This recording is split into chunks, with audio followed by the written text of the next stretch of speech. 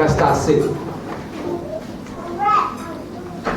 Setiap orang itu pasti ingin berprestasi. Orang yang berhasil dalam hidupnya itu memang termotivasi untuk mencapai prestasi yang sangat maksimal.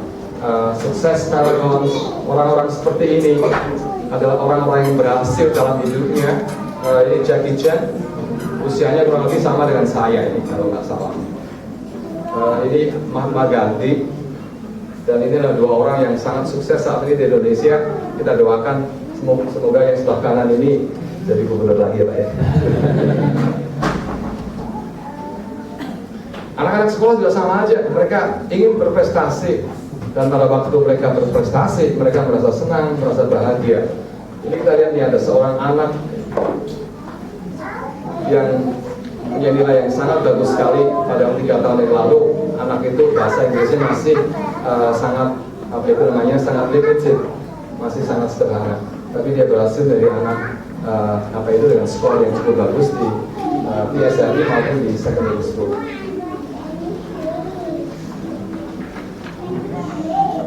Ini sebuah buku yang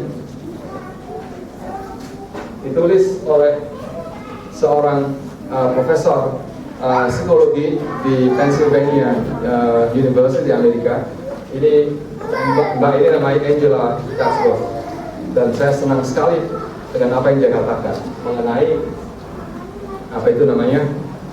kunci dari keberhasilan, kunci dari keberhasilan anak-anak maupun orang-orang dewasa.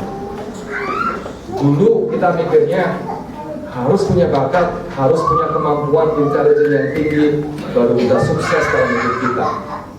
Dia mengatakan, that's not always the case. Dan dia memperkenalkan sebuah istilah baru namanya grit, G-R-I-T. Grit itu apa ya? Bahasa Indonesianya nggak ada ya. Kayak greget begitu loh. Anak yang punya greget adalah anak yang kemungkinan besar akan berhasil dalam hidupnya. Nah, greget itu apa? Greget ini nih, gabungan antara talent dengan effort. Setelah dia meneliti selama lebih dari 20 tahun, dia menyimpulkan kunci dari sukses. Talent awal itu dibutuhkan. Terus talent itu harus dikembangkan dengan usaha dan menjadi sebuah skill, kemampuan, abilities. Jangan stop di sini. Orang-orang yang berhasil dalam hidupnya itu terus melanjutkan. Skill ini ditambah lagi dengan effort menjadi kunci keberhasilan.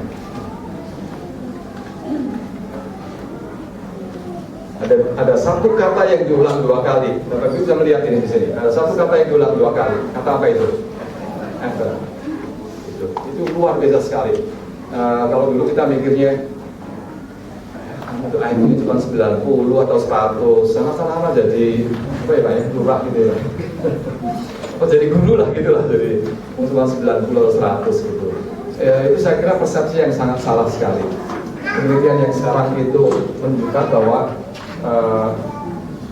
effort itu punya peran yang sungguh-sungguh sangat luar biasa. Di samping itu ada seorang lagi psikolog yang meneliti perbedaan antara orang yang punya sisi pandang yang berbeda. Ada yang berpikir bahwa kemampuan kita, intelligence kita itu sifatnya fixed, nggak bisa berubah. Tapi ada juga yang mengatakan bahwa yang sekarang lagi ngetren adalah orang yang punya growth mindset. Dengan semangat, I can do it if I want to. I can do it if I spend time and effort. Itu adalah orang-orang yang lebih berhasil dalam hidupnya. Ini namanya ibu ini namanya Carol Dweck. Dan ini yang dia katakan mengenai kemampuan achievement atau accomplishment seseorang itu. No matter what your ability is, effort is what ignites that ability and turns it into accomplishment. Seakan-akan dia mengatakan ability itu nggak perlu penting sebetulnya, tapi the next step, ability yang digabung dengan effort yang maksimal, itu yang membuatkan seseorang menjadi lebih berhasil dalam hidupnya. Aplikasinya apa ini ke anak-anak kita nih? Ini pulaan dari Pak Petrus tadi, bahwa setiap anak itu punya, saya agak sedikit hesitate untuk mengatakan talent. Talent itu seakan sudah bawaan dari sana. Tidak sebetulnya. Tadi bahkan Pak Petrus mengatakan talent itu ada ratusan, dan setiap orang itu berpotensi untuk merealisasikan salah satu dari talenta itu yang ada dalam diri kita. Jadi nggak ada seorang anak yang lahir terus, wah ini anak ini suka main bola, pasti jadi pemain bola yang top. Kayaknya nggak begitu. Jadi talent itu sesuatu yang berupa initial inclination gitu loh bahasa Inggrisnya. Initial inclination itu ada kecenderungan awal. Itu bisa benar, bisa nggak benar kecenderungan awal itu. Mungkin nggak pas waktu itu, tapi pada waktu ketemu lagi, 2 tahun lagi, 5 tahun lagi, dia baru merasa, oh benar ini yang ingin saya kerjakan dengan lebih teliti, dengan lebih serius. Nah itu yang menjadi talent, kalau ditambah dengan effort yang luar biasa, menjadi sebuah kunci keberhasilan. Nah seperti kita ketahui, anak-anak kita itu ada yang word smart, ada yang logic smart, atau picture smart. Picture smart yang sudah gambar-gambar, sudah arsitek dia nih ya, itu yang picture smart. Ada yang body smart. Body smart yang bisa memakai badannya untuk melakukan berbagai macam hal, penari misalnya, terus pemain sepak bola dan sebagainya. Music smart, people smart, ini calon property agent sebetulnya. Yang bisa berrelasi dengan orang dengan baik sekali. Nature smart, yang suka landscaping misalnya, suka bergaul, berinteraksi dengan hewan, flora, fauna, dan self smart. Ini penutup ya untuk kita semua. Setiap anak itu punya potensi untuk menjadi apapun, tidak ditentukan dari sana. Itu loh talentamu itu, tidak, kayaknya nggak seperti itu. Yang perlu kita lakukan adalah mengenali potensi awal itu, kemudian membina nurture and nourish the initial talent that our students have. Dan kita harus selalu ingat untuk memperlakukan anak kita sebagai anak yang berbeda. Ini ikan ya, ini kerak. Dan satu ungkapan ini yang menarik sekali dari Albert Einstein. Dia mengatakan everybody is a genius. Maksudnya potentially everyone is a genius. Akan tetapi, but if you judge a fish by its ability to climb a tree, ini nih, disuruh manjat pohon gitu, it will live its whole life believing that it is stupid. Ikan ya, mestinya tidak manjat pohon gitu. Jadi diulang nih, perma ya, yuk bareng-bareng. First one is present life. Baik, ini salah satu elemen sumber kebahagiaan kita dari sana. Tidak seluruhnya. Ada poin tertentu, present life ini sudah tidak lagi menjadi suatu sumber kebahagiaan yang utama. Yang kedua adalah engage life, mencari kesenangan, keasikan, hal-hal yang membuat kita menjadi fully engaged. Yang ketiga adalah relational life, hubungan suami istri dengan anak, dengan Tuhan. Meaningful life, untuk orang lain, ya, for greater things.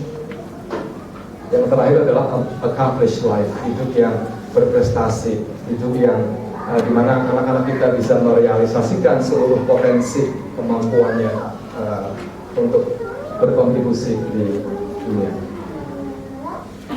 Siap-siap untuk kuis ya, nggak usah dijawab dengan tertulis, dipikirkan saja jawabannya. Siap ya? Ini yang terakhir nih. Yang di sini strongly disagree, yang di sana agree. Satu, kok nomor 5, ini nomor 1 di sini. Being with my family makes me happy.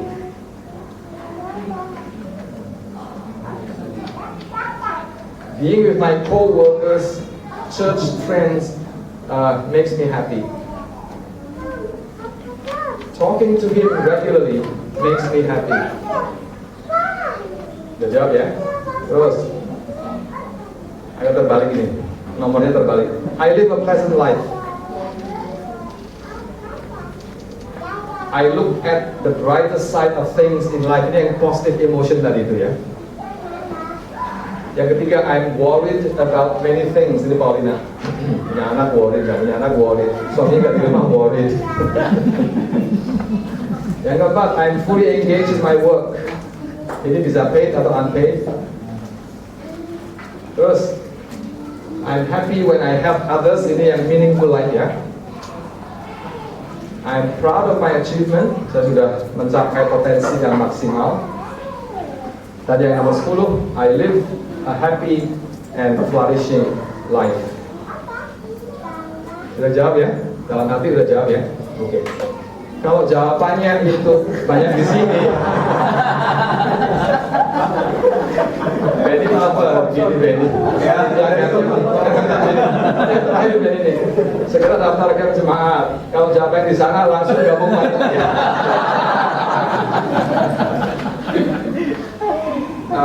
Kalau mau download materinya bisa diambil fotonya di sini atau nanti panitia bisa mengirim ke teman-teman sekalian.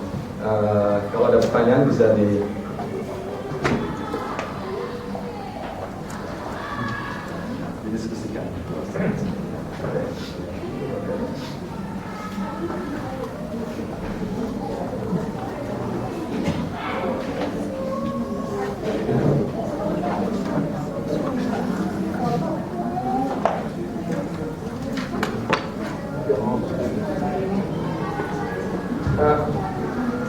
Ada dua pertanyaan dari yang online ini.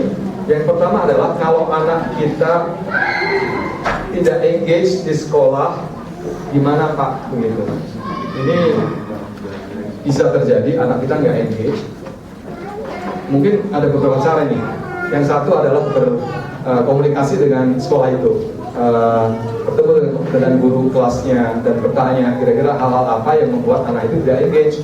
Bisa karena pelajarannya, bisa karena gurunya nggak bisa menjelaskan, bisa karena lingkungan kelasnya yang tidak mendukung, anak itu tidak merasa at home gitu loh, nggak ada social support, mungkin teman-temannya yang merasa nakal dan sebagainya.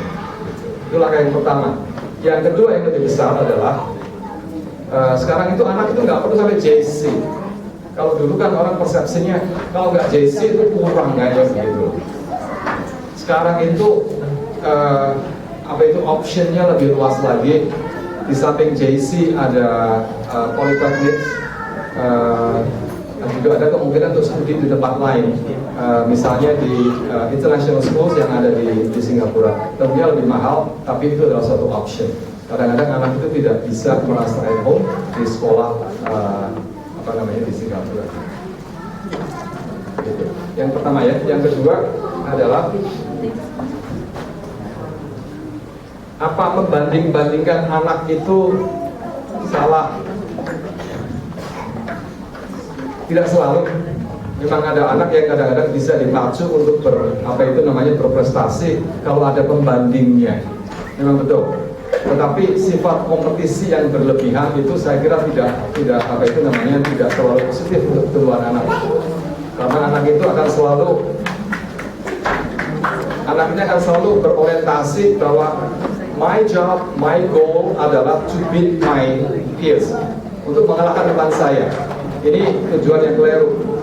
Mestinya tujuannya adalah mastery oriented. Tujuan saya adalah belajar semaksimal mungkin sesuai dengan kemampuan saya. Mestinya itu yang kita ajarkan. Jadi bukan untuk I want to do well because I want to be number one. Kayaknya salah itu. Bukan. I want to do well because I want to to stretch myself. I want to find out if I'm capable of doing it. Jadi pembandingnya adalah diri sendiri ya. Itu bentuk motivasi yang paling bagus adalah pada waktu anak itu bisa mengukur standarnya sendiri, dan kemudian untuk level berikutnya tujuannya adalah how can I outdo my own personal best. Dua pertanyaan. Mungkin yang lesan aja langsung kalau ada.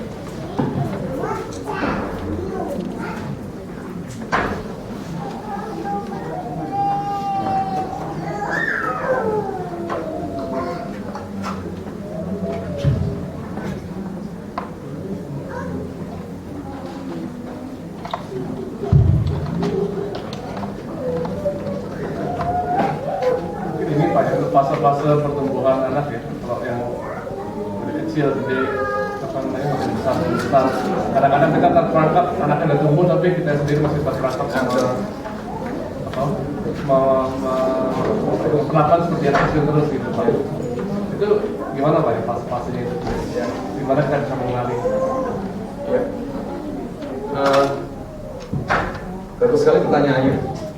Seringkali kita nggak sadar kalau anak kita itu tumbuh menjadi besar. Cara berpikirnya berubah, cara menghandle masalah berubah. Tetapi yang namanya orang tua itu seringkali masih mengingat-ingat pada waktu anak itu kecil. Sehingga kita terus memanggil dia, he or she is still my baby. Meskipun usianya sudah 35, anak saya 35. Tapi kita nggak pernah panggil dia baby. Tiga Mbak. 33, lebih dua. Kadang-kadang itu kalau atau bentuknya ekstrim itu bisa menjadi apa yang namanya separation anxiety. Jadi karena sudah terlalu dekat dengan anak itu sejak dari kecil, jadi kita merasa tidak nyaman kalau masa-masa bahagia yang masih menjadi bagian hidup kita itu menjadi hilang gitu loh. Anak itu bisa menderita separation anxiety, orang tua juga bisa. Separation anxiety. Terutama pada waktu anak itu sudah selesai sekolah, terus pindah di luar negeri misalnya begitu. Jadi enggak ya? Sering-sering dikunjungi. Oh suami. Separation anxiety bisa terjadi. Ada lagi mungkin? Kalau nggak ada dikembalikan ke satu lagi Pak. Ya. Ada satu lagi. Ada ya?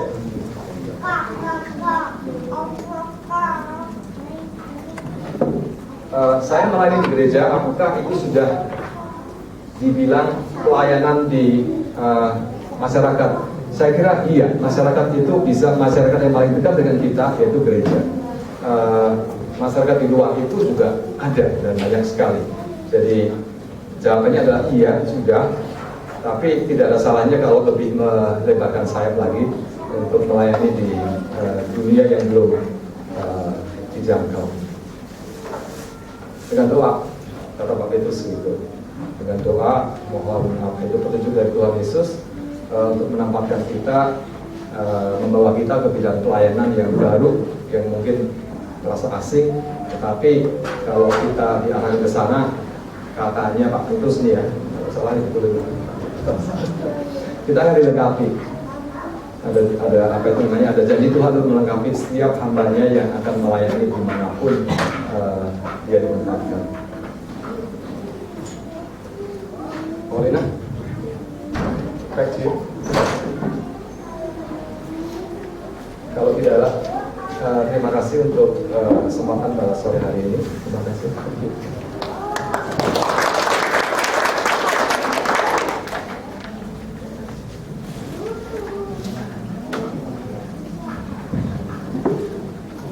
Ya, makasih Pak Wibi buat seminarnya. Ya, begitu banyak hal yang bisa kita lakukan dan mungkin melalui sesi hari ini makin banyak lagi